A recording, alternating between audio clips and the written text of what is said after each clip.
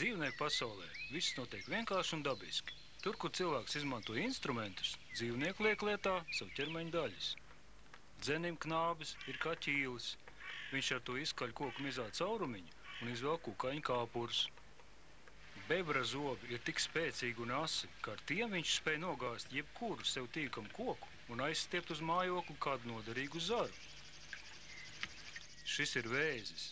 Viņš izmanto savas spīles, lai aizsargātos no citiem plēsīgiem radījumiem. Varbūt cilvēki no tiem noskatījuši tādus instrumentus kā knaiblis vai knīpstangas. Re, kā lejs ar tām prot apieties itin veikli.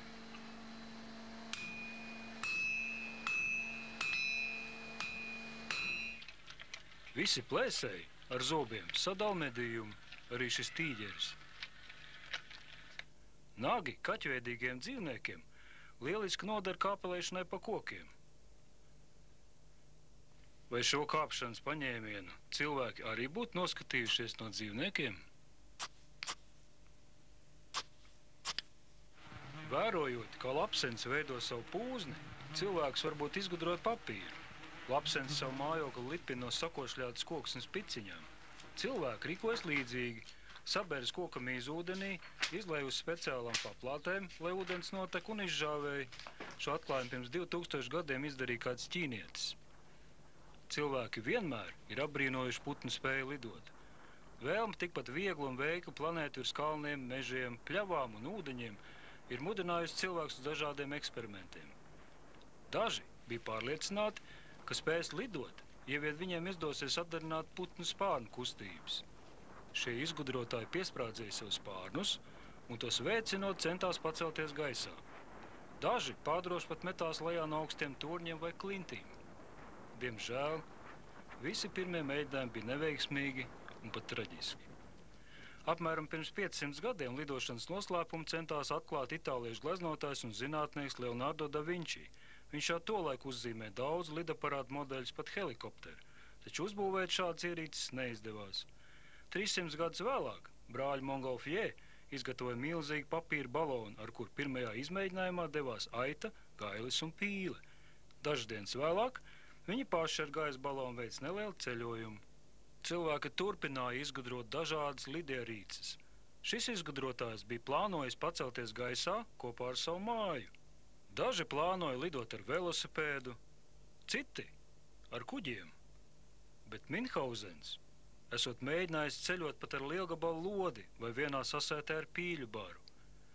Tikai pēdējo 150 gadu laikā cilvēki iemācījās izgatavot drošus lidaparātus. Jaunums tajos bija benzīna dzinējs. Ar tādu dzinēju lidmašīnu pirmo reizi cilvēces vēsturē spēja veikt ceļojumu pāri jūras šaurumam no Francijas uz Angliju. Ieviešot lidaparātu konstrukcijās vieglas metāla detaļas, cilvēki apguva lidošanas māku ar planieriem, deltaplāniem, reaktīvajām lidmašīnām un helikopteriem. Taču atgriezīsimies pie vienkāršiem mehānismiem. Lai atvieglotu sev darbu, cilvēks izgudroja pavisam vienkāršas ierīces. Piemēram, slīpni. Pa to cilvēks vieglāk un ātrāk var pārvietot smagumus.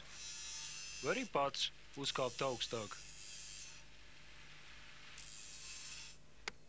Ar lāpstu vai cirvi var kaut ko nošķelt vai atdalīt. Arī zāģis lieliski noder šim nolūkam. Šos priekšmets ar vienu asu malu cilvēks nosauc par ķīli. Lauznis, līdzīgi šūpolēm, savukārt darbojas kā svira. Ar sviru var izkustināt ļoti smagas priekšmetus vai vienkārši šūpoties. Ar jakas vinda darbojas kā svira. Vēl viens izgudrojums – trīsis. Cilvēkam noder, lai lielā augstumā viegli pacelt smagus priekšmetus. Bet mehānismu ar riteņiem cilvēkam ļauj daudz ātrāk pārvietot priekšmetus vai sevi un citus cilvēkus no vienas vietas uz otru. Arī mājas apstākļos ir sastopami šie vienkāršie mehānismi. Nagla darbojas kā ķīlis. Ar kaltu var nošķelt koka šķēpeles. Zāģa asie zobiņi arī ir mazi ķīlīši, kur izvietojums garā rindā ļauj cilvēkam atdalīt koku vai metāla detaļas. Griežot maizi, arī nāzis darbojas kā ķīlis. Toties skrūvē var saskatīt gan ķīli, gan slīpni. Līdzīgi skrūvē darbojas mazliet sarežģītāk ierīce – urbis. Tas darbināms gan ar elektrību, gan vienkārši ar rokām.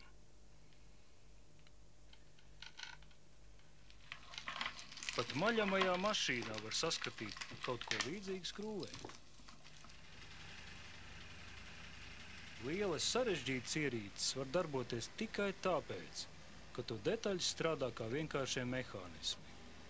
Vai tas būtu ekskavators, vai tas būtu tramvajs, trolejbuss vai pat kuģis.